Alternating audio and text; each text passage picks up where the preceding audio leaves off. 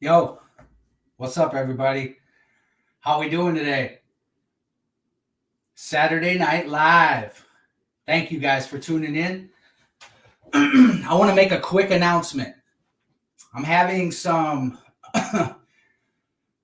technical difficulties with one of my outlets in the basement. I've had some breaker poppage, and we might end this live with power outage. Just to be honest with you guys. And if that happens, we will reschedule and we'll do it, right? But we are going to launch this live and give it a shot. I definitely want to thank you guys all for tuning in. Hey, Candace. Hey, Serena. Hey, Brian. And hey, Misty. If you guys could all do me a favor, share this live on your page as well as Against the Odds Facebook group. At least one of you guys. That would be so awesome. Anyway, this week on Saturday Night Live, we have a personal friend of mine, Daniel Sannel. Daniel has a special story just like everybody else. Daniel's a very good friend of mine, and he started using drugs at a young age, and he has experienced an overdose, and he's also experienced recovery. And he's actually been an LADC, which is a licensed alcohol and drug counselor, for going on 10 years. Daniel is backstage right now, and I will be bringing him on. So without further ado, I will bring on my friend Daniel, and you guys can all see Daniel Sannel. Hey, guys. Thanks for having me on, Phil. I really appreciate it. And I just wanted to say, I want to thank you for all the work you do. And I didn't realize all the work that goes on behind the scenes, all the hours that you put in to set up this live. And then that's not including all the people you help behind the scenes and talk to. And so it's amazing what you're doing here with, this digital recovery, man. It's super cool. And I'm glad to be a part of it. Thank you, brother. I appreciate Cool. that. Yeah, of That was course. a very nice surprise. It Well, really I can be was. full of them. You know, I got a burning electrical smell going on in the basement here. I'm popping breakers, but that doesn't matter. We're still going to broadcast live because guess what? We're here to spread hope, baby, to the hopeless. Yep. Hopefully we can. Hope, and now I deal hope, right? You are, yeah. That's right, buddy. And I appreciate you coming on.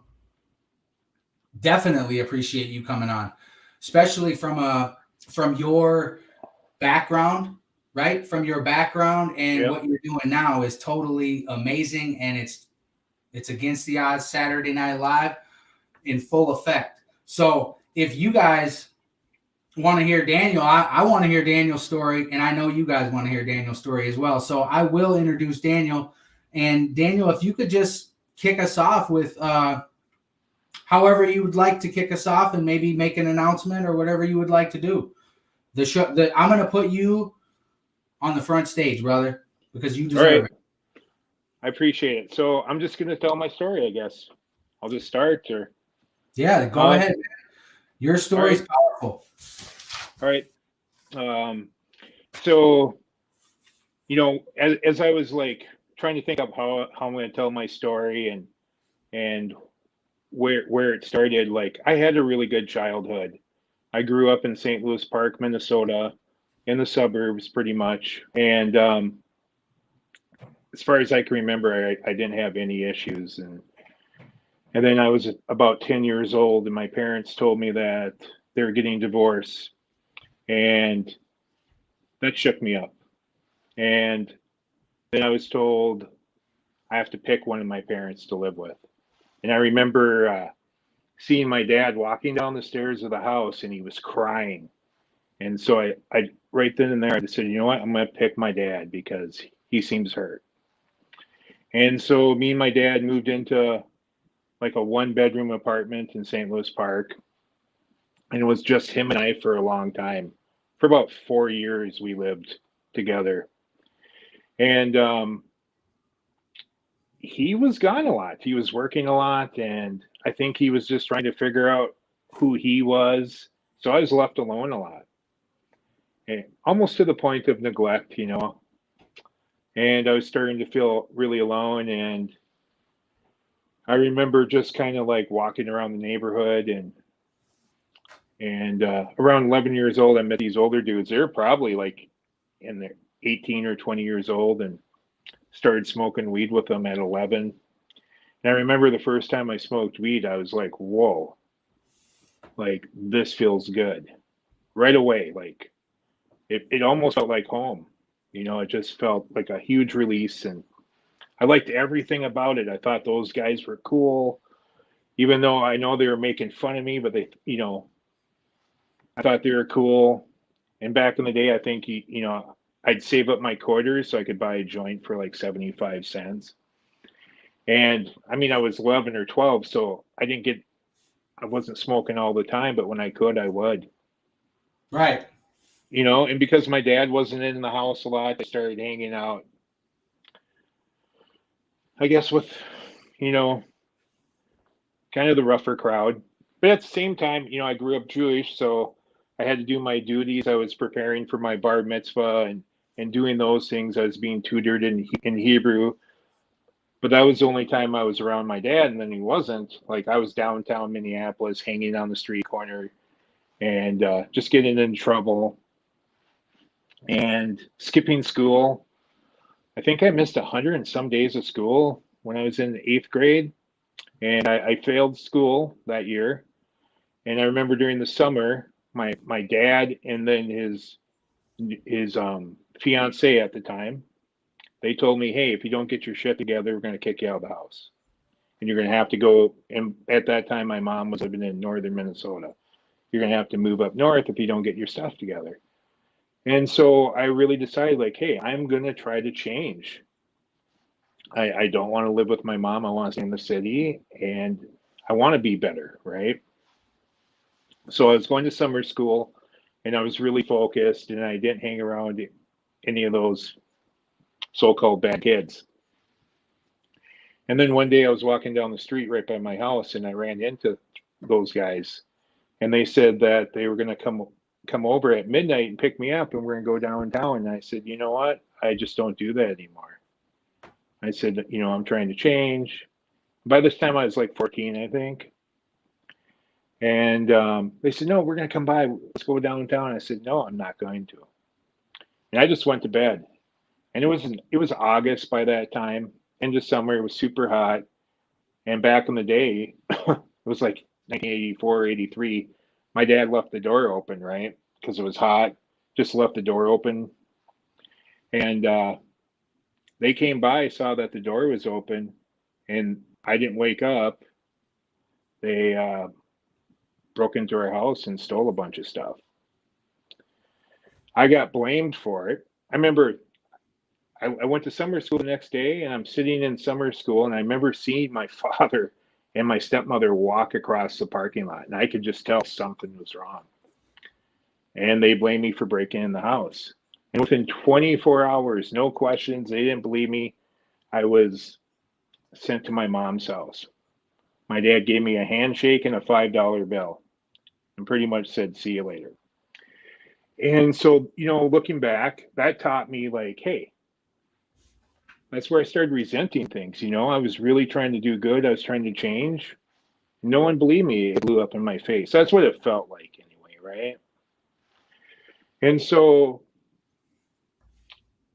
I was up northern Minnesota, city kid, and I didn't really feel like I fit in there. But after a couple of years, I started hanging out with some friends and trying to get into sports, but um, it just didn't seem to click for me. I never really fit in, and until I like started smoking weed, like when I was 17 or 18, and that's when it started like increasing almost daily. You know, just hanging out with the stoners, and but it felt like I fit into something. You know, felt like I had really good friends, like a family, and I felt accepted. And so that kind of taught me like, hey, like, you smoke weed, you do drugs, you feel accepted. And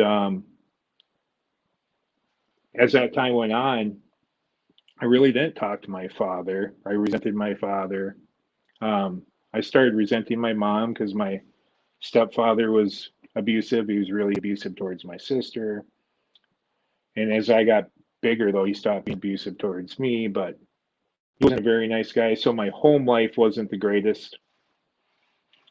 And so I just started using more and more.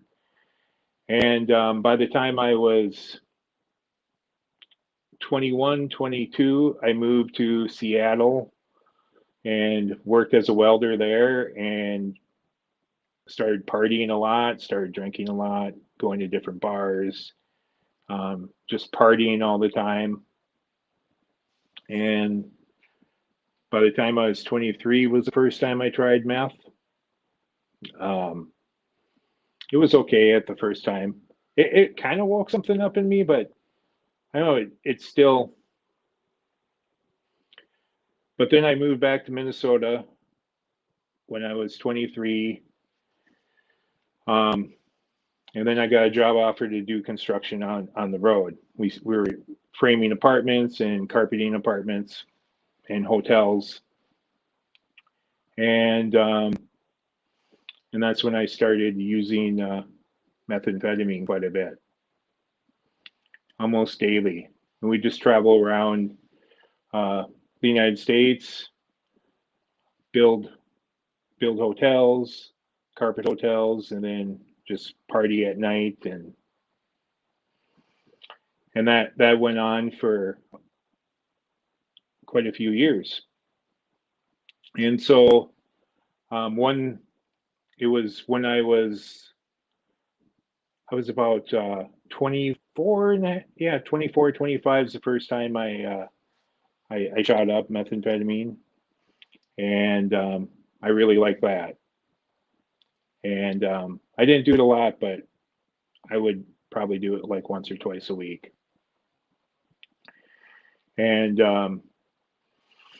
then when I was about 26, it was summertime, and I got home off the road, and I was partying with a bunch of friends, and we picked up some cocaine, and this was the best cocaine I've ever done. And we were freebasing it in this basement, and every time I'd take a hit, it would knock me to my knees, and I would kind of like black out. But then I'd just stand back up, and when it was my turn again, I'd do it again.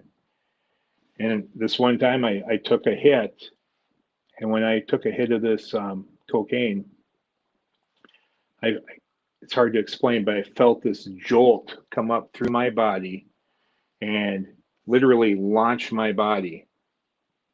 And when my body like started to launch, I wasn't aware of my body anymore. But what was said was my body flew like 5 to 6 feet, landed on a laundry basket, and shattered it. And for me, I wasn't aware of my body at all. Next thing I know, I had a near death experience basically. And I was aware I was in a room, and I realized this room was filled with millions of dots. The dots made up the walls, the shelves, the windows, and I looked down at my hand and it was made out of all these dots, multicolored dots. And I looked at my body and it was all light basically. And when I realized like I had a light body, there was a panic and anxiety. And then I remember looking down, I guess if there was a direction of down, I saw the super bright light. And it was it was so tiny, but it was so bright. And looking at that light, I felt a peace. And remember seeing a couple shadows walk through that light, but it gave me a peace. And as soon as I felt that peace, I had what some people call like a life review. I saw three different boxes, and in the middle box was my life and all the things that I did, and I could see it, and it was just happening super fast. But simultaneously, in the box on the right was my feelings. So everything that I did, how I felt about it, all my feelings. And then on the third box on the right was how the people I affected felt, and I could feel how they felt. And this was all happening very fast, simultaneously, but I could feel everything. And I remember like how bad I hurt a few people, and yeah, it kind of woke me up in that moment, seeing my life review. But at the same time, I really didn't know what the hell was going on. So next thing I know, I felt this weight, and there was a noise and kind of a clunk. And next thing I know, I'm opening my eyes, and I see three long-haired guys standing over me. And they were pretty much trying to figure out what they were going to do with the body. They said that how they put it was my body crappie flopping on the floor. And then I was laying there for 3 to 5 minutes. For me, it felt like a couple seconds and like hours at the same time. Like time had a weird shift to it for me in that near-death experience. And I remember like arguing with them, like, no, I wasn't flopping on the floor. I was just laying there. And they're like, no, you weren't. And so within probably like a half hour, I was back doing drugs again. So even that overdose wasn't enough to like scare me to stop. I kept going. And so by that time I was around 26, and it was the summer. And the summer after that near death experience, I started having odd experiences, just kind of weird experiences.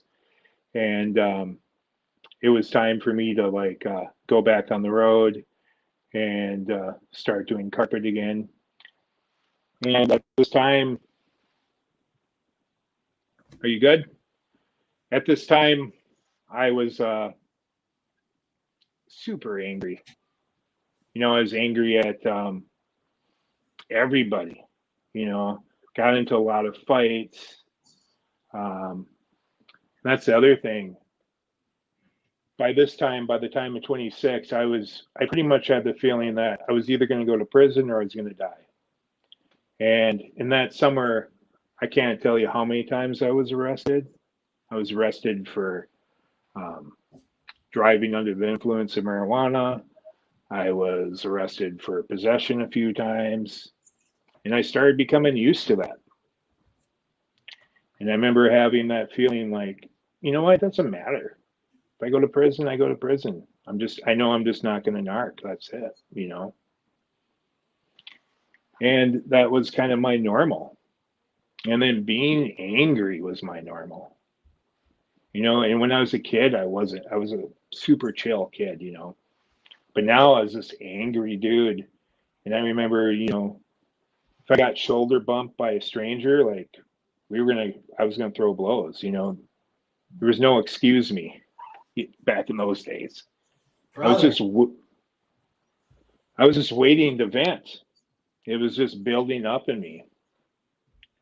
And so I was back on the road by that time, and my boss was giving me a lot of responsibility. I was pretty much running a carpet crew at that time, and we were all using. And so we were supposed to be on the job. We'd show up 2 days late. Or if we got there on time, we were so high we didn't know what to do. And my boss came up to me and said, "Hey, you got to chill out. You got, just smoke weed. Don't, you're doing too many hard drugs." And basically, I just said, "Fuck you," and I quit. I couldn't even hear that kind of feedback. And so I quit, I was in Indianapolis, and he told me that he was going to pay me, which he did. So I had $2,500 in my pocket. And at that time, that's all I had. I didn't have a car, didn't have an apartment because I was on the road for three years. I didn't even have an ID. I didn't have nothing. I had that 2,500. And so I thought about going back to Minneapolis, and I had this feeling like it came over me like a wave. Like if I go back to Minneapolis, I'm going to die. So I had family in Seattle. So I went back to Seattle, and my sister and brother-in-law were in Seattle. And then, but they didn't party at all. And then I had my aunt and my uncle who partied. So you can guess where I went. And I went to my aunt and uncle's place. And within about 3 weeks, that $2,500 was gone. So I didn't have anything now. I didn't even have that 2,500. I didn't have an ID to get a job. And I was always, that's the one thing I was always like had pride in was I was a hard worker. And so that's what happened was, and I think probably like it was probably like 3 or 4 days without any meth too. Probably any drugs at that time because I was broke now. But I went into what you'd call the dark night of the soul. So for about 3 weeks, I barely ate. I was in a room, and I was in bed for about 3 weeks. And I remember I've never dreamed in black and white except for those 3 weeks, and all my dreams were black and white. And most of them were about being in prison, which I really was. It was a self-created prison, right? Yep. This prison of anger and confusion and no hope, right? Yep. So I was in this prison that I created. And then, so about 3 weeks, I kind of shook it off and worked on trying to get an ID and trying to get a job. And I was able to get my ID back, got a job. And I think I got my first paycheck after a week, partied with my aunt and uncle, and we were partying. And, I love my aunt. She's no longer with us. She was a lost soul too, but she was really good. I really loved her, right? But I'm saying this because all of a sudden, out of the blue, she just hit me. To this day, I can't remember why. Like she was drunk, we were partying, and she just hit me. And but something like stuck. Like, you know what? I don't deserve to be treated like this. I don't deserve to be in this. Something clicked in that moment. So I woke up that morning, and the only people I could call was my sister and brother-in-law. They weren't married at the time, but they were living together right outside of Seattle. Within an hour, they picked me up, took me to their apartment, and put me on their couch. And then looking back to those 3 weeks, I was also detoxing off of methamphetamine too. That was the acute withdrawals. There's what they call post-acute withdrawals, but when I was in that bedroom for 3 weeks, those were the acute withdrawals. So I was, but I didn't really realize it at the time that part of that depression was part of the withdrawals. And so my sister took me in, and I was just looking for work, living on their couch. And right away, my sister told me, she's like, "I know this guy. You have to meet him. His name's Mark, and he meditates. I think you guys would hit it off." And so I met him, And she was right. We did hit it off. He taught me how to meditate. And as soon as I started meditating, like, um, something clicked. I remember having these really crazy experiences right away.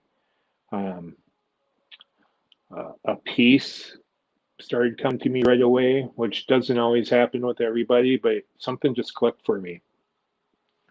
And so I started meditating, working with energy every day. And the techniques that he showed me were actually pretty simple techniques. And so I started reading all these different books on meditation and trying to find meditation classes if I could. Back in that was what was it in 90, yeah, 90, so 97. And so 97 is when the last time I ever used meth. And then I started meditating a lot, and then I just started meditating every day. My life started changing, and after meditating daily for about 6 months, I remember walking out of the house, and I was just overwhelmed by like how blue the sky was, and how green the grass was, and how beautiful the birds were.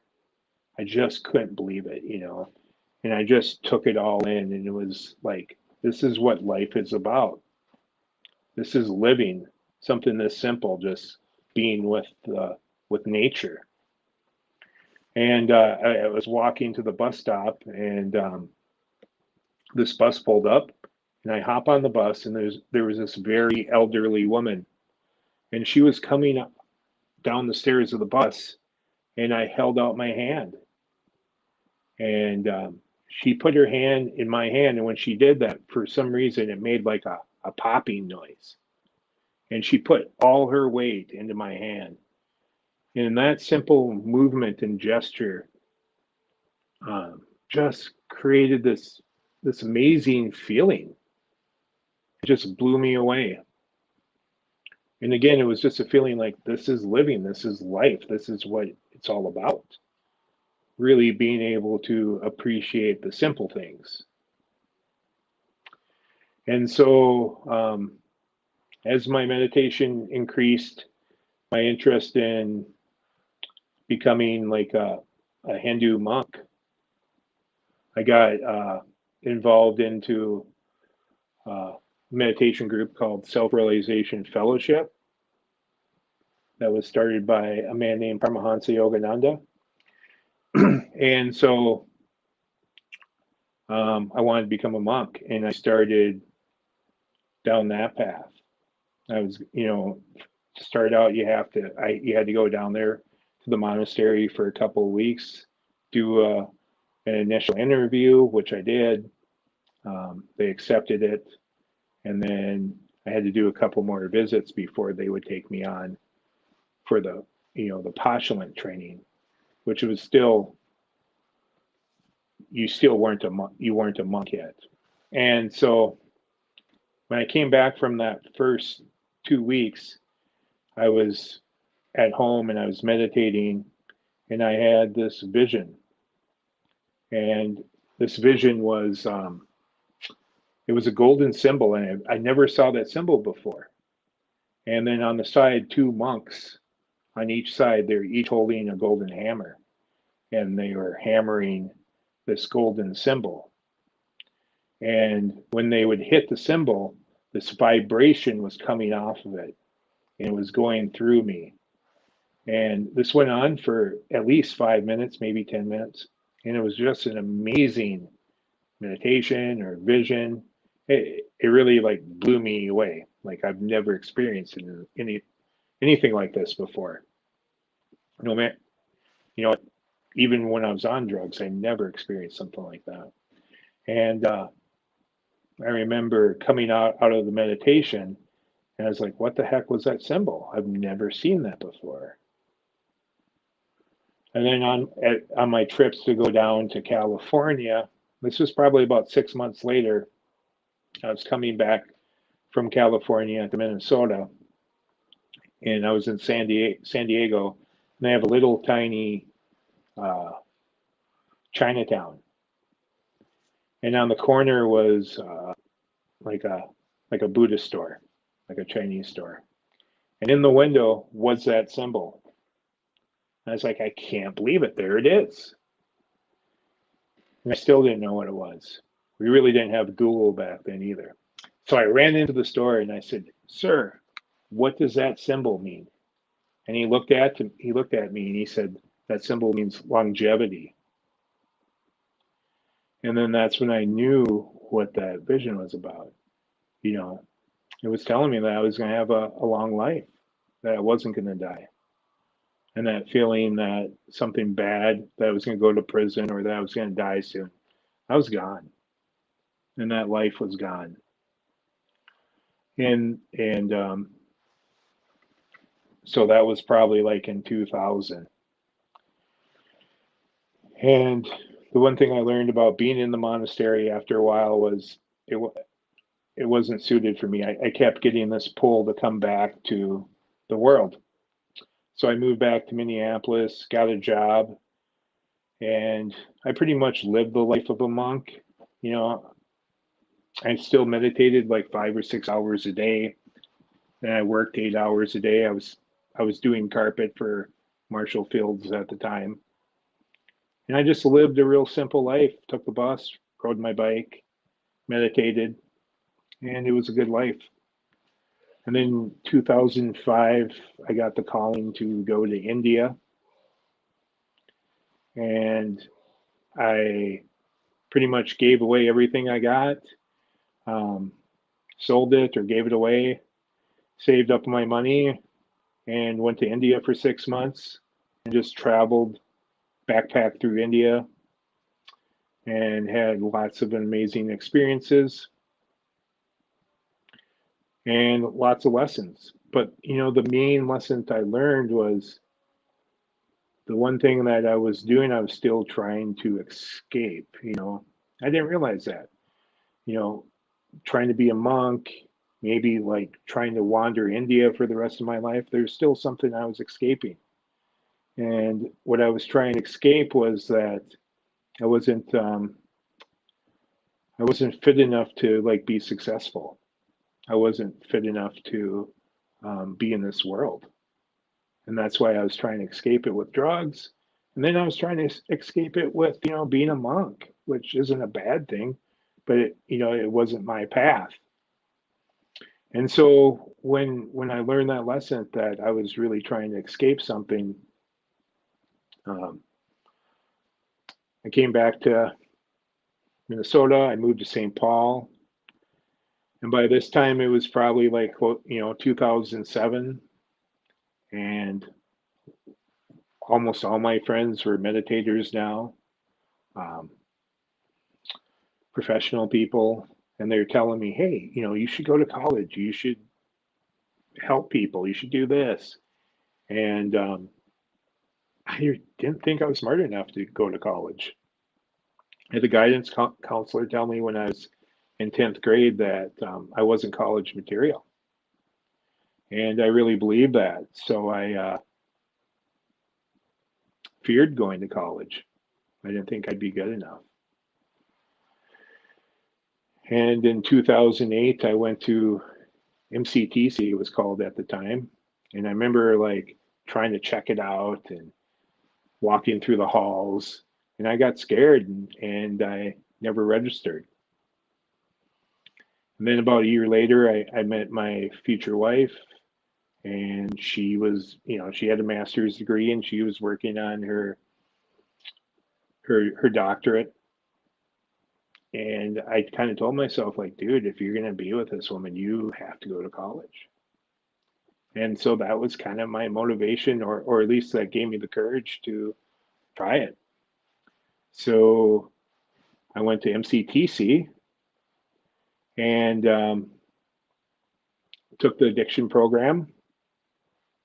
And as soon as I got in that program, like that was one of the first things, except for meditation, probably that I was good at like right away. And I was super interested. I was passionate about it. I really wanted to learn as much as I can about all the different theories of addiction and the different theories of, and techniques of counseling or therapy and different models of addiction. It was just super fascinating. I was meeting all these really cool people, and I started doing really well in school. I was getting A's. I think I had a 4.0 through my associates, and then I went to Metro State and got my bachelor's degree. And after I got my associates, then I started working in the field with my temporary license, and I was working at a methadone clinic. And then I got my bachelor's degree, and then I became a full licensed alcohol and drug counselor. Started working in different treatment centers, and I worked at HCMC in the HIV clinic. And then in 2015, I decided I wanted to go to school to get my master's in psychology. And I graduated there a couple of years ago. And now I have my master's, and I'm working on getting my what's called LPCC, which is a licensed professional clinical counselor, so I can work, in the mental health, which I'm doing right now part-time. I work at a place called Intentional Self Counseling as a therapist and doing mental health, but I do some addiction there too. So that's pretty much my story as far as, coming from someone who was in a lot of pain, a lot of suffering, to someone who's healthy now and is able to be in society and feel okay about themselves and feel comfortable in their skin. So yeah, that's about the story. That's about the story. Yep, that's about. Well,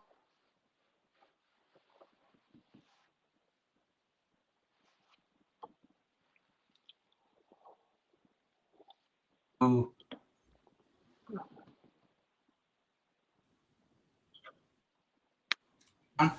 having technical difficulties over here. A I think lot. you're good now, though. Okay. Okay. Good, because what happened was I blew a breaker, not once, Okay. not once, but twice. So now I have my internet with a 25-foot extension cord from my upstairs down to my basement, so the internet doesn't blow again. My apologies to everyone and to you for getting shut out, during your story. That's okay. I mean, I can do it it was again. bad, bro. It stunk and it blew. Yeah. Was it's an electrical thing. I'm plugged in with a lamp right now too. So I shut that breaker off because I think that it might cause a fire if I turn it back on. And we don't want that, man. Right. I'm definitely not trying to get that. But I do want to definitely thank you for coming on. I know that you have a powerful story. And I know that some people got some questions for you. And some people are even saying thank you for sharing. I know that I've seen some comments. Here's one here. Yeah. He's a good buddy. Yep. He's and I believe dude. You know him. I do. We got another comment from a friend of mine, Louis Rojas. We have lots of comments on here. Lots of comments. Awesome. Incredible story. I definitely was tuning in to some of your story from my phone when I dropped. Okay. I thought that, to be honest with you, let's keep it real, right? Yeah. I thought that the entire live was over with because the the breaker blew and I went black, the black screen and everything over here. I was like, we're done. And then I was getting text messages from someone saying that they were talking about your story with something to do with cocaine. And, and they texted me and I was like, is he still talking? And she was like, yes. And I'm like, sweet. So then I You told me to do that too. You said if it goes just me, just keep talking. So that's what I did. You killed it, bro. You killed Cool. it, because here's the deal. We can't control. I cannot control if my breaker's blowing tonight. No. I can't. As much as I'd like to control it, and me being, an alcohol, me being an addict, right? I like to control a lot. And I like to try, and the live streaming is definitely something that lets me know that I'm not in control all the time, because anything can happen like that. And what was nice is, someone out there was looking out for you, because you stayed on and you got to share your story. Because remember what you said before we went on, and I was like, we might get shut off and we might have to reschedule. Right. What did you say? I said, we can do that, or we'll just keep going, whatever works, whatever happens. Right. Whatever happens is supposed to happen, is what you said. Exactly. Yeah. Right. Can you guys tell I got the lamp on in the back? I got the red light special here. It's Saturday night. We're blowing breakers. We're going live because we're spreading hope. It's a beautiful night. Can I say something about counseling real quick that just kind of popped up? Yeah. Keep going. And I get this question quite a bit. And, when I'm counseling, it's called disclosure, like telling your story. I rarely do. I call it my silver bullet. I try not to use that because I don't want to make it about me, right? I want to make it all about the client. But you always, I get asked this all the time, or I hear, clients in treatment saying like, my counselor, they better be in recovery, or are you in recovery? And, I don't disclose that. And so I just wanted to say, like, you know what? It really doesn't matter if your counselor is in recovery or not in recovery. What really matters is if your counselor has empathy. And empathy is like being able to know what you're feeling, not necessarily what you're going through. Even if I don't know what Phil went through. I only know what I went through, right? But it's more about being able to be willing to go in that person's shoes and feel what they are, and then also have the skill to make that person understand and know that you're feeling it, right? That's true empathy. And so you can have someone who's been in recovery for 20 years and they might not be empathetic at all. And that means they're not going to be a good counselor, right? And you can have someone that's never even touched a drug and have empathy and know how to, make that they're feeling what you're going through, right? Which is a skill. So empathy, so it really doesn't matter if you have a counselor that is in recovery or not. You want a counselor that has empathy, non-judgment, is willing to sit there and listen, I just wanted to share that. And you know what I like to say, right? If you're going into treatment and you're putting stipulations on the counselors that can counsel you, man, you ain't ready to change. That's just 100. I'll keep it real. If I'm going into a center and I'm ready to change my life, there has to be some surrender there. And part of that is to the counseling, right? Like you said, man, when we put stipulations on things, what it does is we set ourselves up. We start to expect things, and then we start to resent. Yeah. And it's a defense mechanism, right? You're not letting that person in. You still have some walls built up, right? And that's what I always tell people, like, hey, you're not going to change unless you learn how to be vulnerable. And, we're vulnerable feels unsafe, and we have to learn how to like feel unsafe and feel vulnerable. That's letting down those defense mechanisms, right? We don't realize that those defense mechanisms that served a purpose at one point, especially if you're on the streets or using, and they serve a purpose, but they start weighing us down after a while. Then they're not serving a purpose. They're a negative purpose, right? Like you said, they cause resentment, suffering. They split us off from the people who care about us. We have to learn how to be vulnerable. That's hard. It's really hard. It is hard, and it is uncomfortable. It is. I'm a big. If there's one thing that people get out of what I say is, hey, change is uncomfortable. If you are comfortable, you ain't doing what you need to do. That's my opinion. Yep. If I need to change, I need to be uncomfortable, because if I'm comfortable, that doesn't mean I'm changing. I mean, right. It just, no, it's true. That for me is definitely true for myself. Anyway. Yeah, I mean, I definitely appreciate the counselor. That I definitely appreciate that, because there are a lot of people that do that. And you know, I've been one of them. I've put stipulations on so many people, and you know, the truth of the fact of the matter is I know a guy right now, and I don't think he's ever touched a drug. Man, he's just one of the best guys that I've ever met, and he works with addicts all the time. He's in the trenches, man. Guy's name's Dave Johnson. He runs a ministry called Lost Sheep Ministry. Dude is in the trenches. And guess what? He has it. He has empathy. Yeah.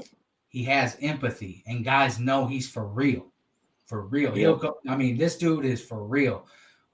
He is an inspiration. And hopefully one day we'll get him on alive.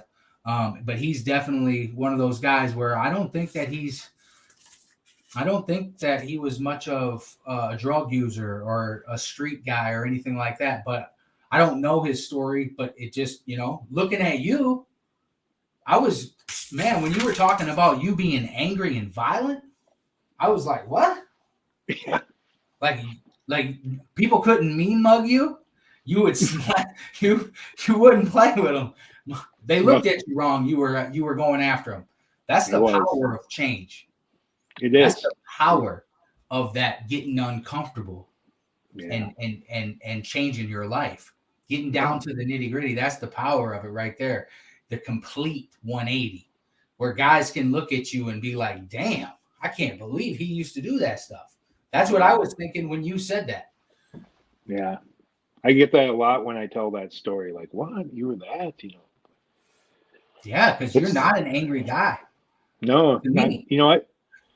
I'm still working on it. It comes up not as much, you know, but there's still some anger, some resentment, and I'm still doing my best to try and to work on that and to let it go and to forgive people and keep forgiving myself and, you know, meditating. And yeah, it's just years of trying to let go and appreciate the simple things. You know, like I was saying in my story, when I saw how blue the sky was and how green the grass was, like it just blew me away. And that's, you know, that feeling I was sober as a judge, and that's the feeling I was looking for the whole time when I was getting high, was that sense of freedom, you know. And the other thing I forgot to mention, you know, I used to lie all the time. Like, you know, just lying and lying and lying so much you forget what lies you told to who, and that creates another prison, right?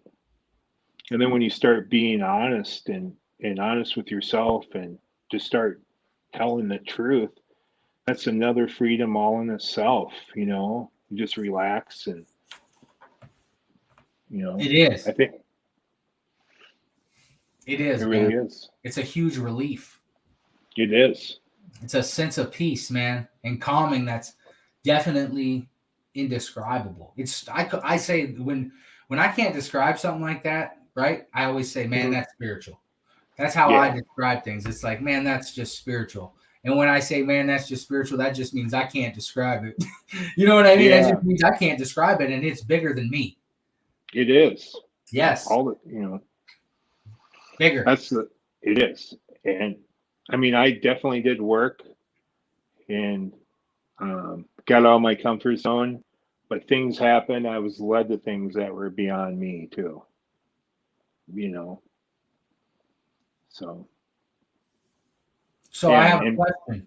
Someone has a question for you. Okay. And we'll put it up on the screen. That's a really good question. You know, I wish I could say my relationship is like perfect with my parents. It's not. I still have, you know, as I was telling that story, like I didn't talk to my dad for 7 or 8 years. I didn't talk to him at all. And I talk to my dad like once a month, maybe twice a month, try to call him. And he's getting older. And so trying to work on that relationship. I had dinner with my mom last night. And as I was like going through this story in my head, I still have some resentment towards my mom. But and I swear, like I've forgiven her many, many times, you know, but this resentment still comes up. And when I had dinner with her last night, it felt better, you know. And like, you know, I think I heard it on your show a few times, like, and I think you said it, Phil, like our parents do the best they can, right? Right. And so I learned a lot about some of the things that my parents were going through and maybe why they did the things they did. So I think as an adult, I can forgive them, but I think there's still that little boy in me who's still kind of pissed off and has resentment, but I'm still trying to work through that and just know that they did the best they could. Right. That's what I tell myself all the time, man, because, you know, I did get a chance to make amends with my father before he passed. Yeah. And we had a good relationship, me and my dad, and you know what I mean? Yeah, I saw that. But there's still resentment there that, you know, crops up. Mm-hmm. It doesn't go away because it's so deep seated, because it's so deep rooted, because it's your dad, or, you know, it's deep, right? It's a daily reprieve. It's a daily thing. When those resentments or those feelings crop up for myself, I combat them with positive things like my dad did the best he could. Mm-hmm. What he had. My dad's dad died at a young age. You know what I mean? My dad did the best he could with what he had. But today, what I'm going to do for my kids is try to make their life better than mine was, to give them a stable life, to give them a spot where they don't have to move around so much, and, you know, things that I didn't have, you know, internet, cable. You know, I slept on the floor, but, you know, I didn't have a room sometimes. I lived with my family and my aunts and my uncles. I was pushed, you know what I mean? It's like, you know, there's some resentment there, like, you know, but it's definitely a resentment that's, I don't think that any resentment's healthy, but it's just a feeling that gives me inspiration to do better. Good. Because I've forgiven my dad, and yes, I can still be hurt by some of the stuff and things that crop up from my past. I can still shed a tear and still be emotional about that, but I don't have to let it get me drunk or get me on that pipe or get me violent, you know, get me the old Phil. You know, that's the difference now. It's like I can see that stuff and say, you know what? That's all right. I understand. You know what I mean? We all make mistakes. Our parents made mistakes too. You know what I'm saying? And I make mistakes daily.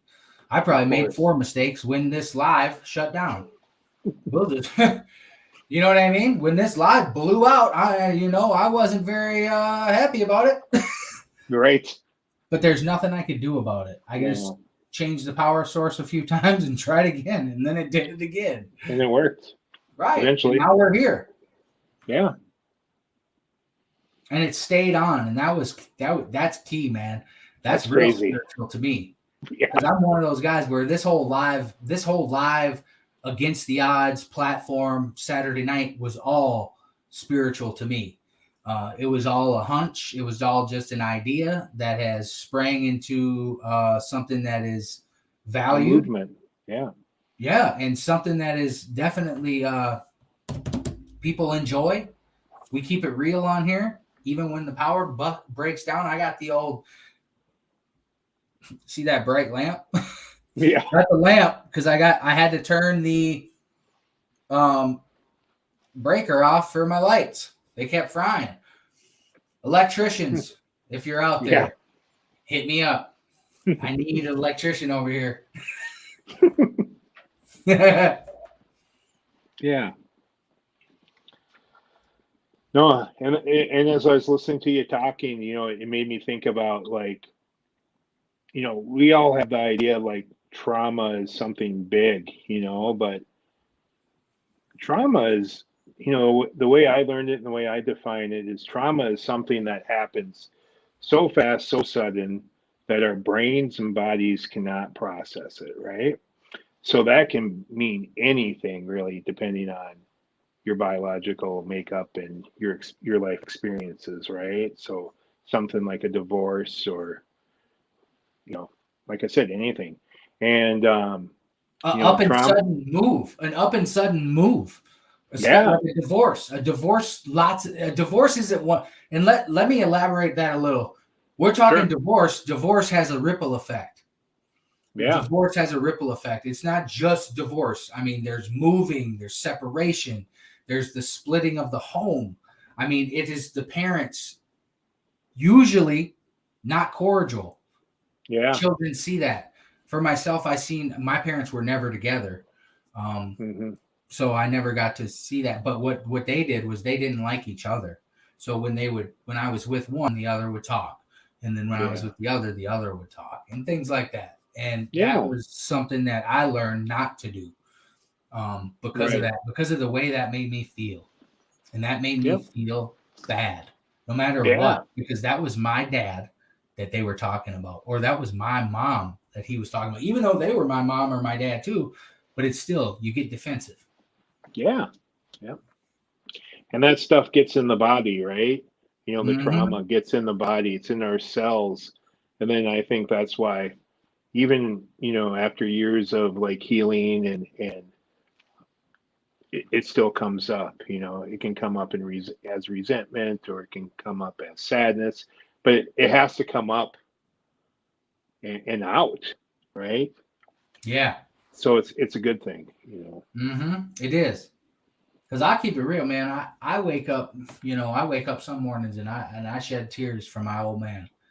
I have done that since, the first year he passed away. I did, it was more often, right? It was actually a year after he passed away is when it really hit me. It was that year after. And then I started waking up and, I miss my old man. And I just, I look back and I just see a lot of things that, I want to do different for my kids.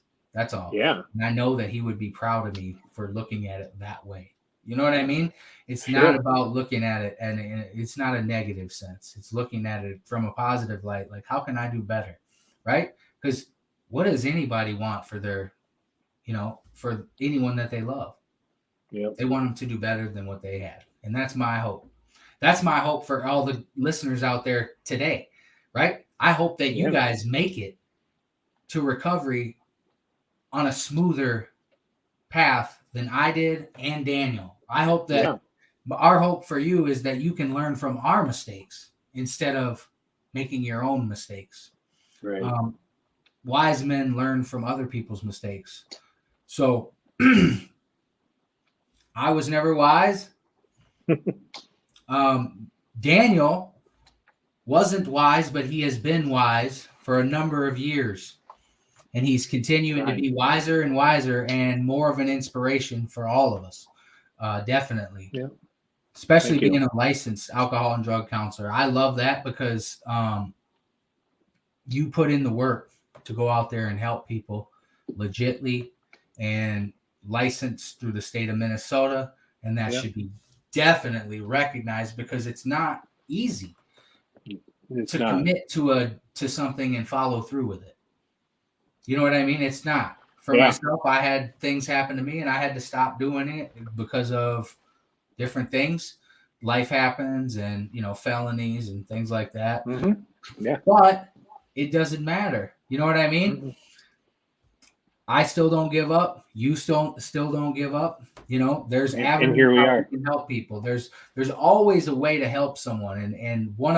This guy had a LADC Masters LADC. He was the program director for the ARC Salvation Army when I worked there, and he told me, he said, you can do this for a vocation.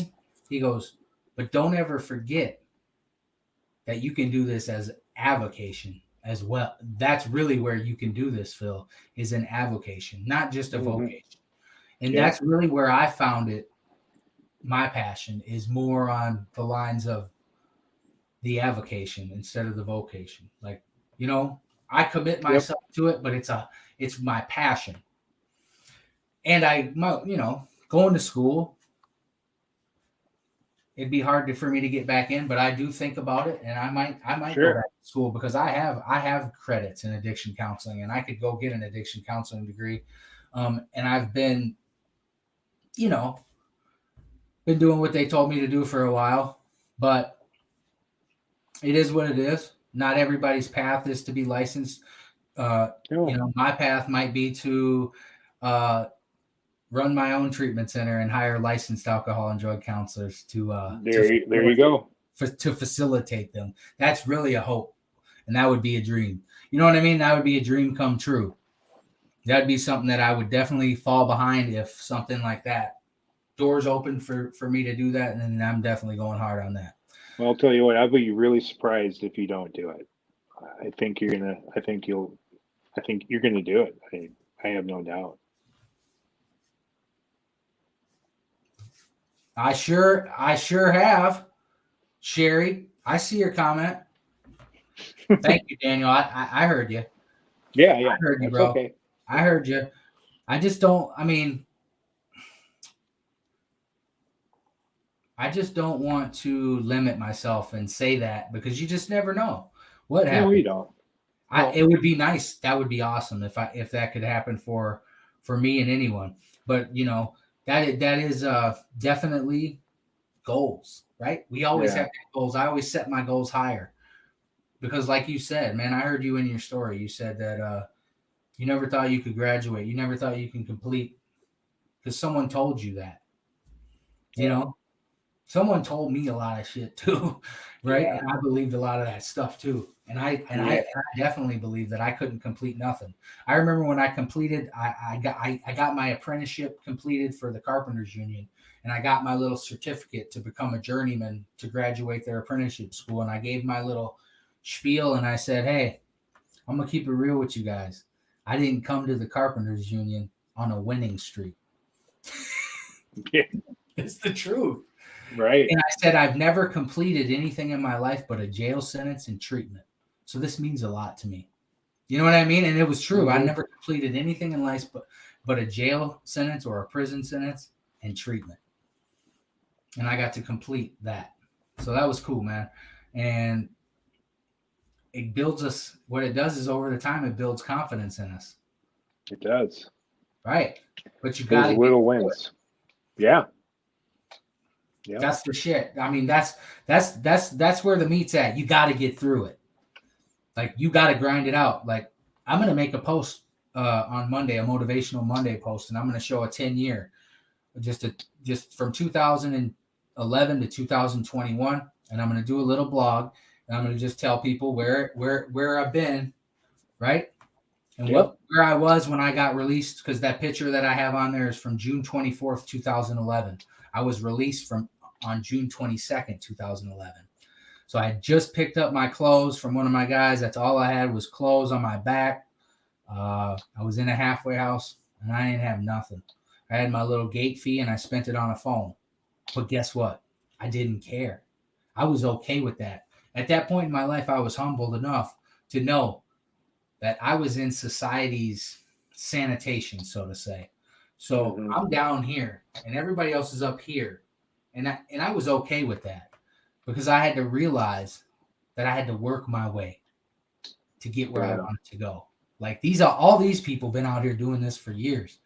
Like I made a bunch of mistakes. It's time for me to put my head down and start doing what normal people have been doing their whole life. You know what I Mhm. mean? Following the Yeah. rules and staying out of trouble. Yep. For sure. What do we got? We got some. I'm gonna inbox you, Sherry. Thank you. Sherry said she wants me to be a peer recovery coach, and I would love to be, especially for the organization she's talking about. I will inbox you. Thank you. That's awesome. Yeah, thank you. I'll put the comment up there. You might know her. I don't think I do. But yeah, the peer recovery coaches are awesome.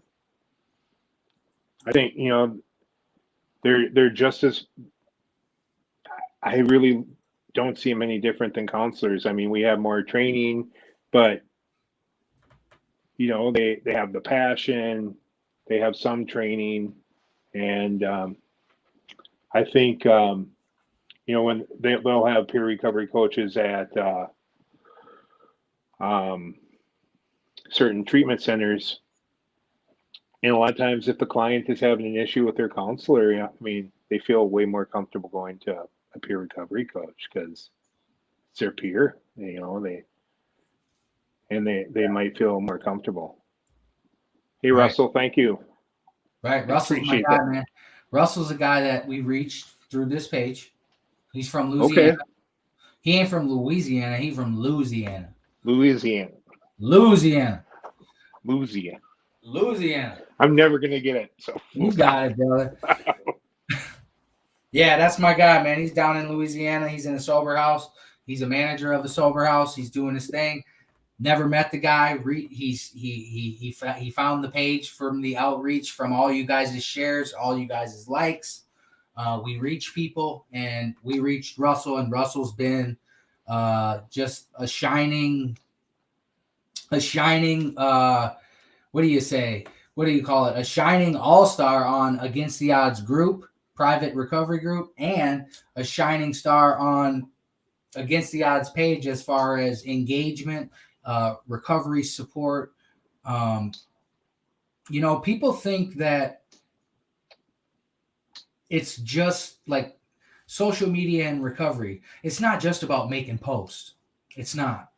It's about getting reach. It's about liking things, engaging things. It's about replying to everybody's comment that ever comments on anything. It is about spending the time to actually talk to people that message you. I want you guys to know that my inbox does stay full on Against the Odds, page. I have people reaching out to us all the time on Against the Odds page. And they need recovery resources in like places like New York and places like Alabama and places like New Jersey. And I'm out of Minnesota. yeah. But that doesn't matter. I still reply to them and I still ask my connections if we can find anything or any resources. And a lot of the times, there's ministries in their area. Like the Salvation Army is a great ministry to get a hold of. They have programs all over the state that are free and they don't require insurance through their programs. That's one thing that people do hit me up a lot on. And this is what I'm noticing, Daniel, is people are responding to Against the Odds page and the content with messages saying, some people are even frustrated that treatment is so expensive. And if you're not in a state that has state ran stuff that believes in recovery, then, you know, it's really hard to get some good recovery out there. Like, I mean, I'm really like telling these people that hit me up, like, hey, let's see about getting you here. Let's see about getting your son here to Minnesota. Like, this is the stuff that we can do. Like I would love to bring some people to Minnesota and get them in recovery. If I could get something together and raise some money to bring people over here to help them, man, that's really what it's all about. It really is. For sure. It is. That's really what it's all about. You want to flex and you want to act, you know, flexing is how many people can you help? That's what I'm talking about. You want to flex? How many people have you helped? That's really what it's about, man. Because of where we've been, the only thing to flex about is helping others because we screwed up people's lives. That's the way I look at it. You know what I mean? Right? I agree. Yeah. You believe it because you put into it. Your purpose, you're living out your purpose, bro. Yeah. That's what's up. It's a beautiful thing. Yeah. It is.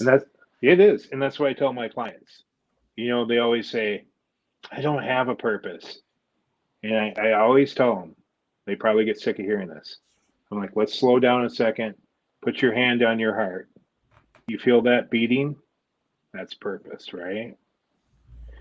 And that purpose will start talking to you. You'll start hearing it if you're clear enough, right? And but maybe we just have to start by feeling it first, because it's there. That's purpose.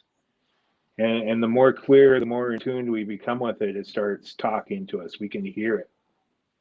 And then we start finding our purpose. And we start seeing or manifesting our purpose. But it's right here. And you already know what you want. Yep. I say it all the time, man. When heart and head connect is where it's at. When heart and the head connect, that when mine did, it was like bam. It was amazing. That was what we call that spiritual. That's what I call a spiritual awakening. And the Buddhists will take it one step further: heart, head, and then belly, because belly means you digest it, put it into action. It goes in. Oh, there you go. Yeah. Learn something new every day, man. Yeah. Straight up. I learned that my outlet might catch on fire today. And I learned another step in the process with the heart, the head, and the gut, because exactly, you got to internalize it. Yeah. I was one of those dudes that I could come into that treatment center, boy, and get out of that treatment center, positive peer number one, and all this other crap, and go right back to it. Be the same dude, because I never did any of the work. All I did was lip service. I didn't really internalize nothing. You know what I mean? I never, like, anytime I had a hard, like, man, maybe I should, like, not go there. Maybe I should do this. You know, those back in the day, I never did that. It wasn't until this time in recovery where I was like, you know what? Damn, man, for some reason, my heart is telling me I need to go to Teen Challenge after being in Stillwater for 3 years. Man, that's what my heart told me. And I was like, you know what? All right. I'm telling my counselor about it, and we'll see what she says.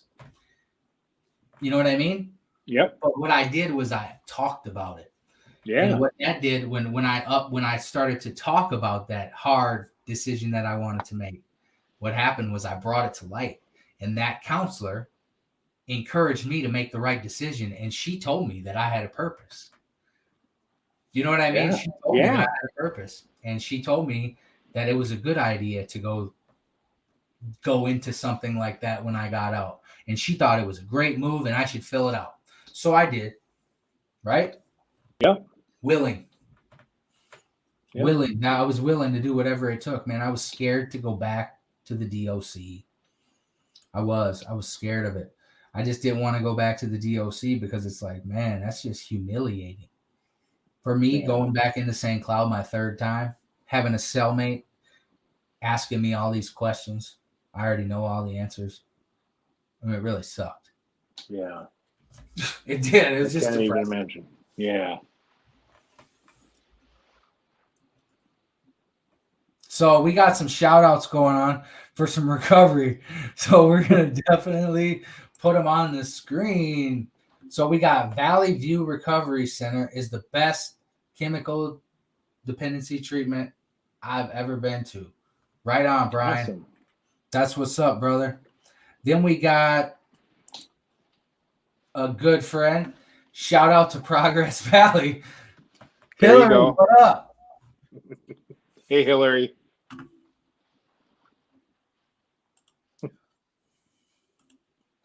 That's right. That's right. Anyway, guys, we've been on the live for a while, but you know, if you guys want to hang out, we'll hang out. You just tell us what you want us to do.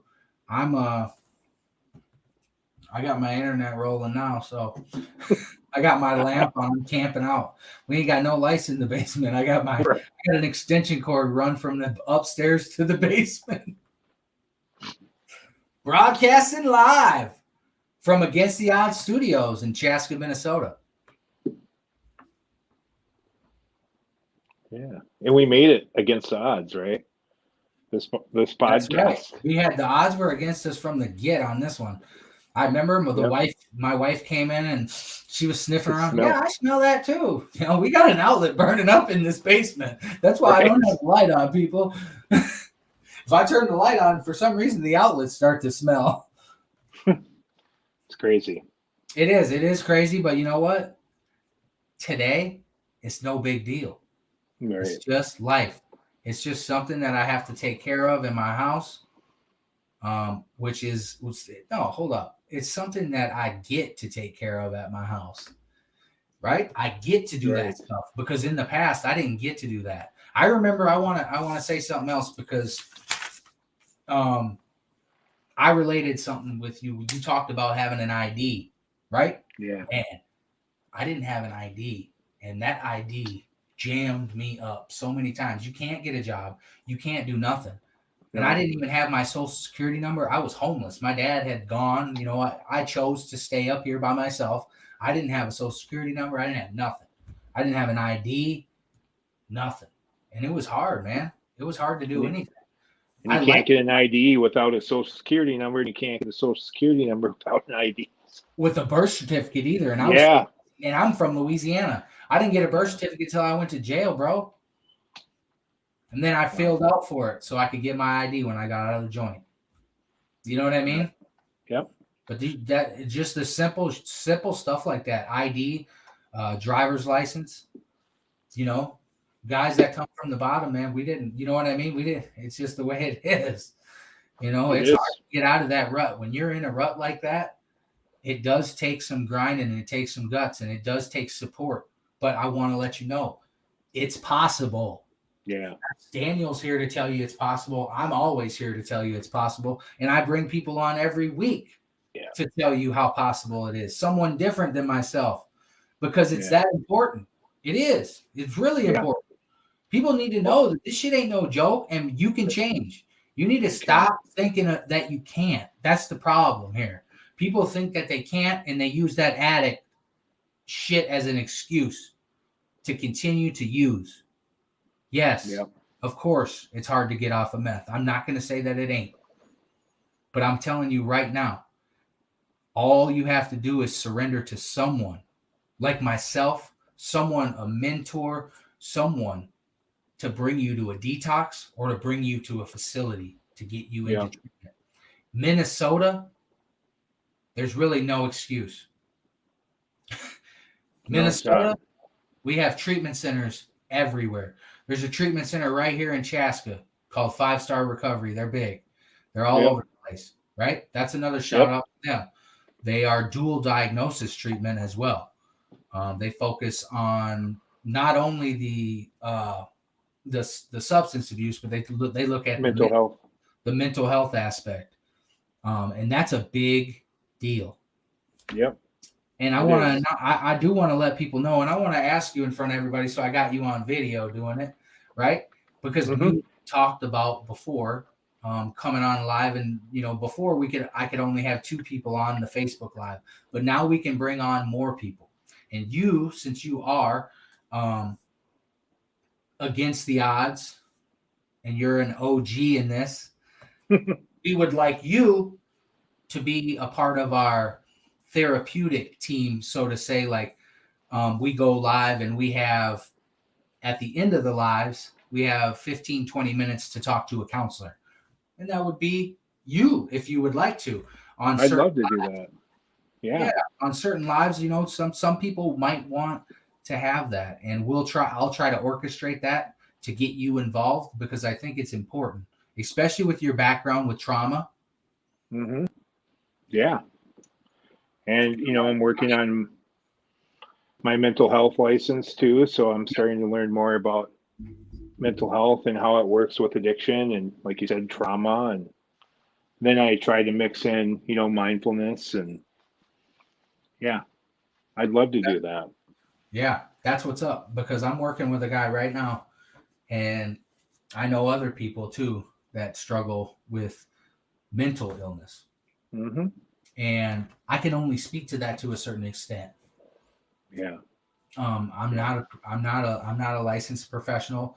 That's in the disclaimer on this live, of course, but I just put that in there because I'm not. But and this is against the odds, and we definitely are speaking from our perspective. Daniel is licensed, so what he's talking about is from his perspective. Not all therapists think the same way. Just so you know. They all have different theories and different ways to help others.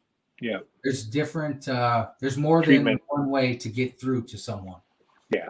There's in school, we were taught there's 12 treatment models, which could be like harm reduction is a treatment model, abstinence is a treatment model, the disease model, biopsychosocial model. So there's different models and there's different ways of treating addiction. I believe in the harm reduction model, and then I also like biopsychosocial. So that looks at the biological makeup, the social, your environment, right, and then your thinking. It looks at your thinking, the way you think about things, right, and they're all connected. Similar to an LSI score? It's different. It's different? Yeah. But they have the same kind of. Yeah. I mean, that would. I know they have psych, social, and they have family dynamic in the LSI.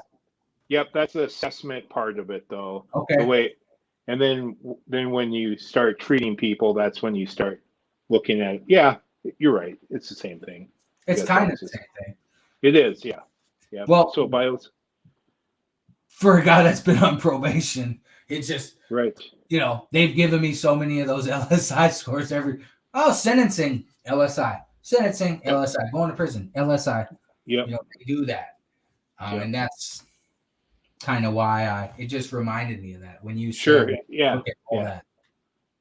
Yeah. But LSI, I don't think they do look at biological, because they ask about your family. Yeah. Sure. They do ask about your family. They ask if your mom and your dad have used, if they have a problem, yeah, definitely.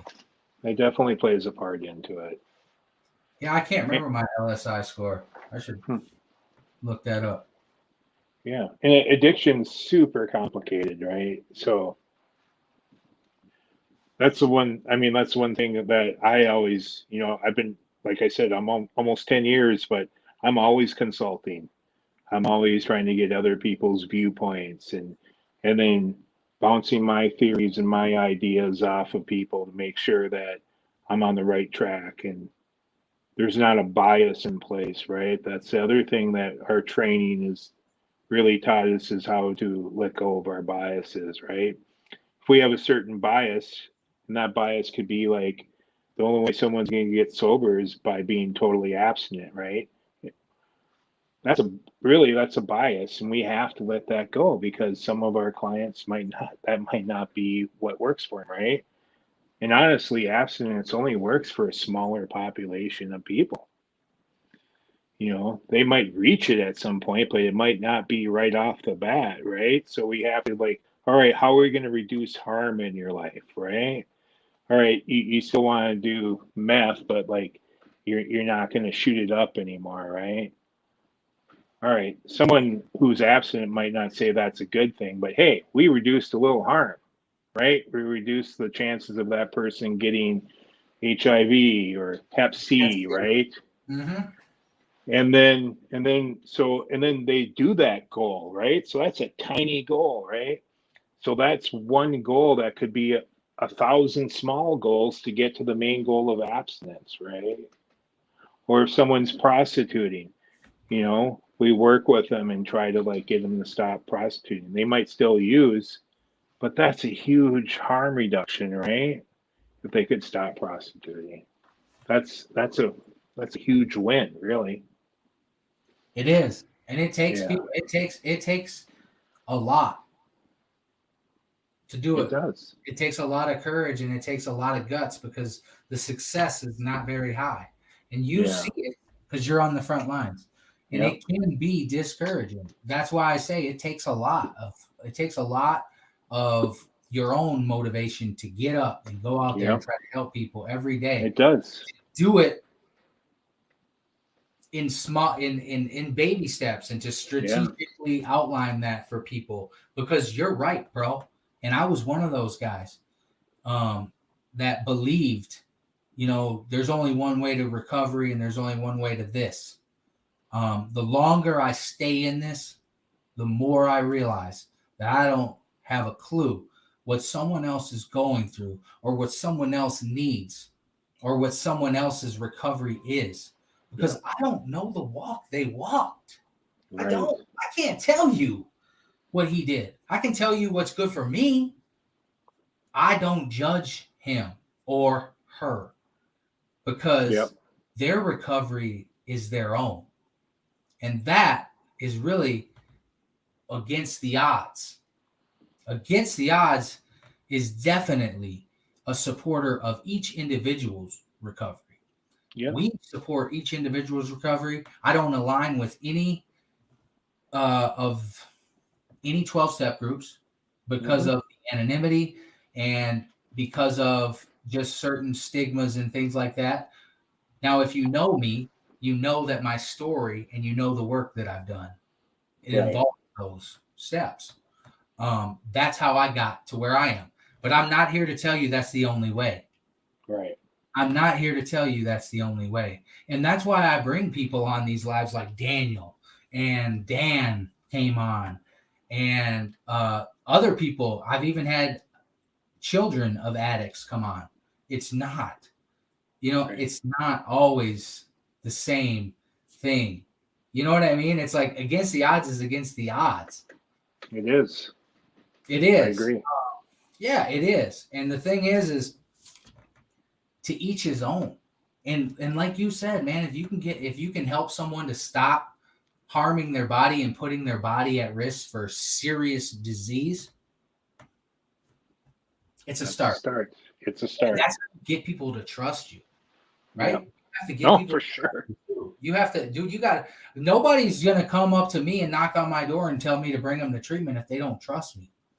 People Yeah. have to trust us with their life. That Think is about it.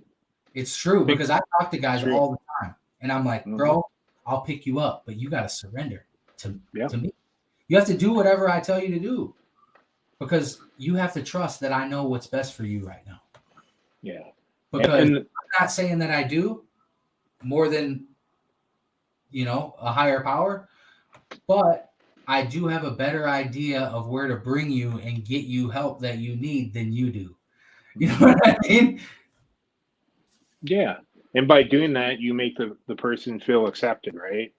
And I think most people start using, you heard my story, like I wasn't feeling accepted, right? So I got into the drug world and felt accepted.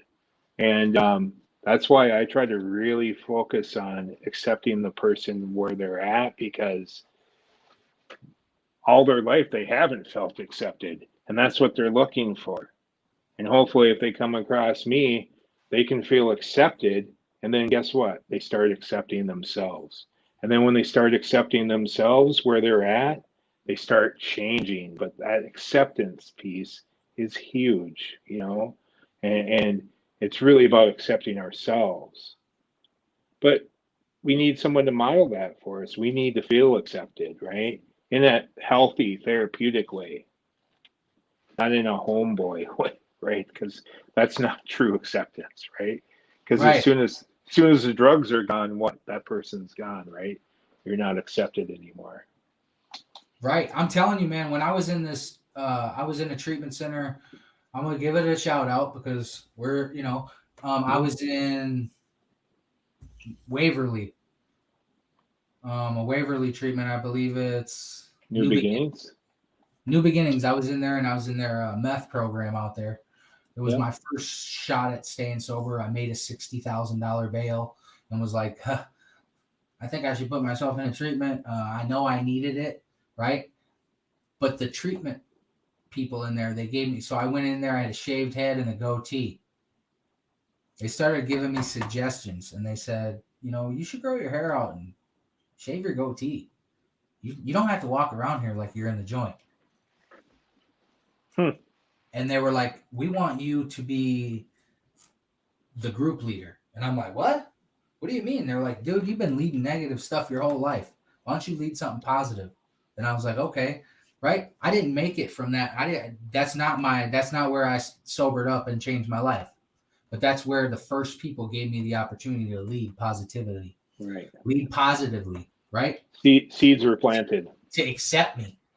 Yeah. To accept me and to say, you're a leader in this, in positive. You're a leader in the positive world too. You're not just a negative thug. You know what I mean? You can do this. They believed in me, and I didn't make it. But the thing is it planted the seeds, like you said.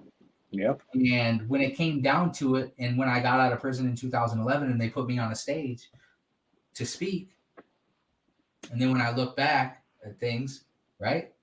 Yeah. I'm supposed to lead positivity, and I'm supposed to spread hope to the hopeless. And that's what I believe in my heart. And I know it.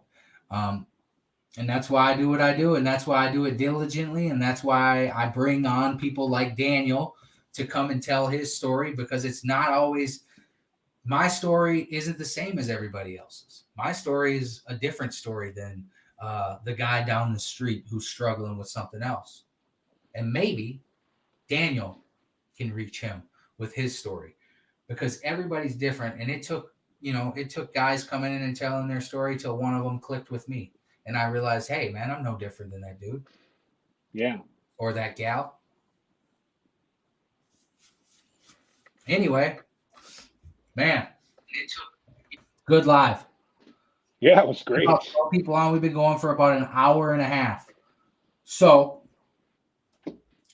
what I will do is I'll let you kind of give some closing remarks. I'll give you the screen for yourself, and then I'll let you speak to the people that are here and to the people that will watch this tomorrow and the next day and the next day. Please understand, brother, this video is going to be shared, and people are going to see it more tomorrow and more the next day. We're going to get a lot of views on this video, and I'm hoping that your video touches someone to where they'll get the courage to do what they think they can't do. Yeah. You know what I mean? Because we thought we couldn't do it. For sure. I didn't think I could do it at all. I know. It's really inspirational when you look back. Like, people are like, what motivates you? It's like, man, I look back. Yeah. What motivates you? Shit, man. I look back and I see where I come from. I look back and see where I started, right? I look back and I see where I want to be. That shit motivates me. Yeah. What motivates you,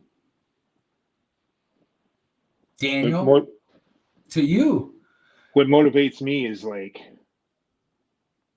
seeing that light bulb change, man. Working with a client, and how you talk about, you can see no hope in their eyes, right? I can see that. Mm-hmm. And within 30 days, all of a sudden you see the light bulb turned on. You start seeing hope in their eyes. You start seeing that they realize they have a purpose, right? And they stop. That's what I always tell clients, you get to a point where I have to, have a come to Jesus meeting, or, kind of confront, like, hey, like, certain behaviors. And it's like, you know what? You can lie to me I don't care. Like, I'm going to go home. I'm going to have a nice meal. I'm going to go to bed.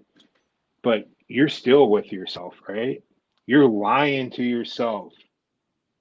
That's where the road meets the rubber, is in that moment of um, just stop lying to yourself.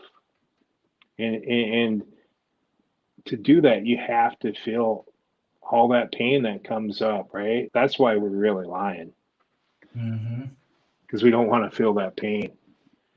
Yep. And let people help you through that, support you through that pain and feel it. And then you're not gonna you won't need to lie to yourself anymore. And then that's where you're gonna start changing. That's that's what motivates me, is seeing people have hope. Get it. Yep, and start loving themselves, start accepting themselves. Right. Yeah, You it's know not what? going to be perfect.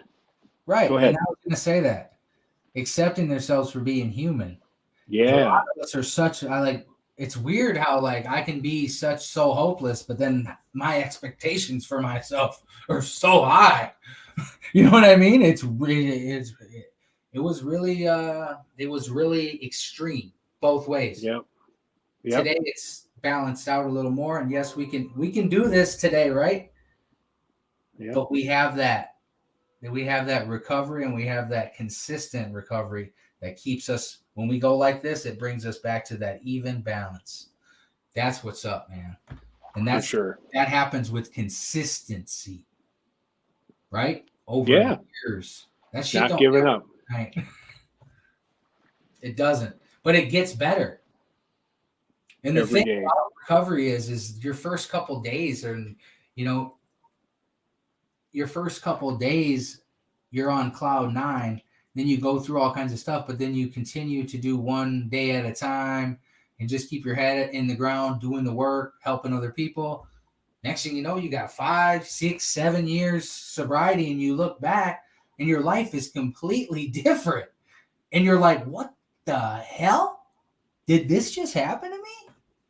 Right? Yeah, That's kind yeah, of how that's kind of what some of my realizations is like. I sit back and I'm like, damn, yep. that's what's up. I'm very happy about that. You know what I mean? You look back and Mm-hmm. you're proud of it.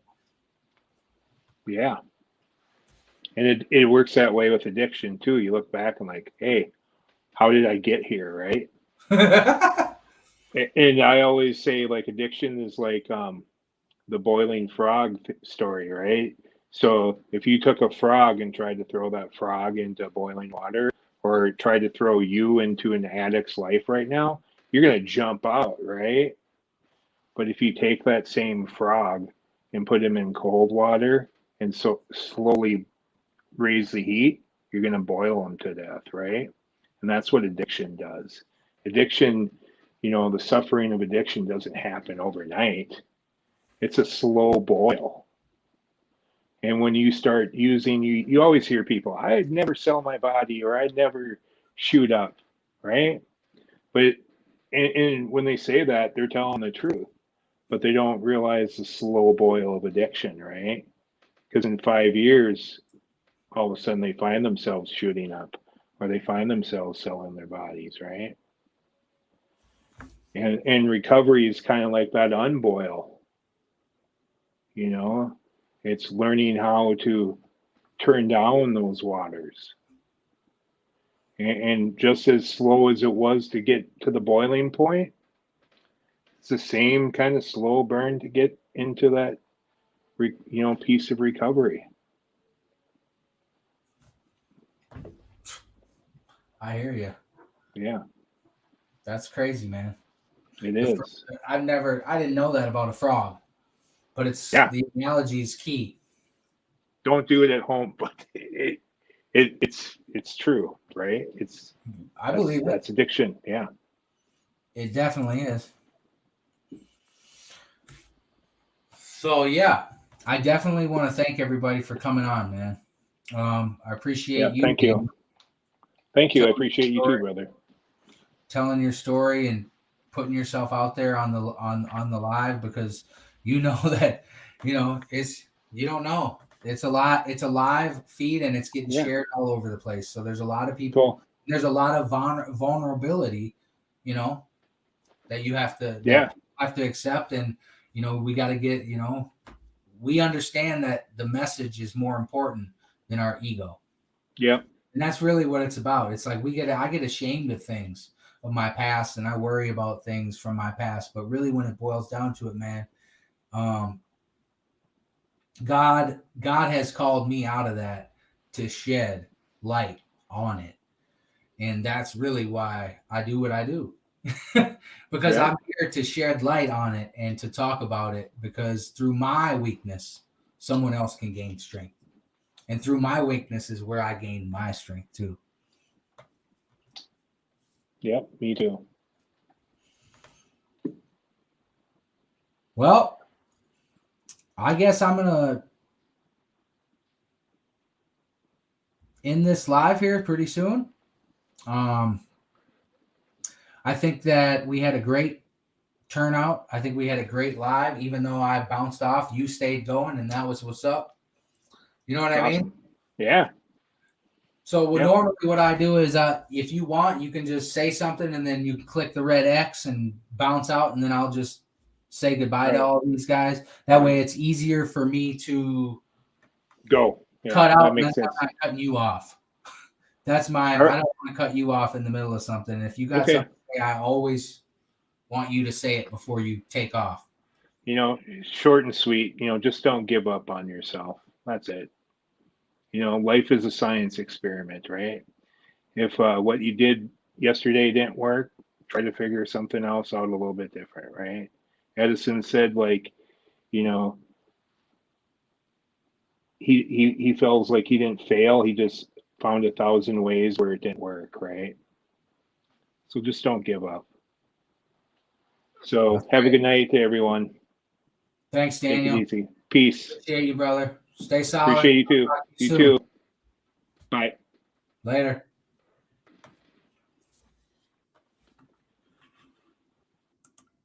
I will remove Daniel since he couldn't figure it out. But anyway, guys, thanks for tuning in to Against the Odds. Please share this page on your page, or please share this live on your page. Also, if you haven't, give our Facebook page a like if you wouldn't mind. We are Against the Odds, and we broadcast live every Saturday night at 8 p.m. We also have a recovery group, a private recovery group, for those of you that are in recovery or wanting to be in recovery that need recovery support. Definitely hit the group that's attached to this page, Against the Odds Survivors Group. Please click on there, answer the questions. We'll get you in the group, get you some support in recovery. We're going on 20,000 strong in that group. There's a lot of positivity in that group. We also go live in that group during the week for recovery support with multiple people. So that's usually fun. I definitely appreciate you guys coming on to Against the Odds on another Saturday night and giving us your time and attention. It is definitely my pleasure to be of service to you guys. But if you guys could please do me that favor and share this live so we can reach more people. Someone out there needs to hear Daniel's story and Daniel's hope and Daniel's inspiration, because someone out there today is struggling. We know this. There's more than one person out there struggling today. So creating these lives and us going on these lives really promotes positivity in social media. And we need that more than ever, especially if you're in recovery. Thank you guys for tuning in. I appreciate all you guys' likes and shares. Thank you for 2,100 Facebook likes. We hit that this week. I made a graphic for it, but I definitely want to thank you guys. Thank you guys for 2,100 Facebook likes on Against the Odds. You guys all have been a pleasure. I am definitely going to end this live now. And I do want to give a shout out to Daniel and tell him thank you for coming on. We have an incredible story of his hope and his inspiration and what he's doing on the front lines in the in the chemical dependency world. Daniel's in the trenches helping other people to overcome addiction and overcome life problems. Daniel is an inspiration for us all. You guys, please stay tuned for our next guest on Against the Odds. I'll be announcing that early next week. Have a good night, guys. Remember, hope to the hopeless. Always the mission. Thank you for helping me accomplish spreading hope to the hopeless. Once again, another week. Peace.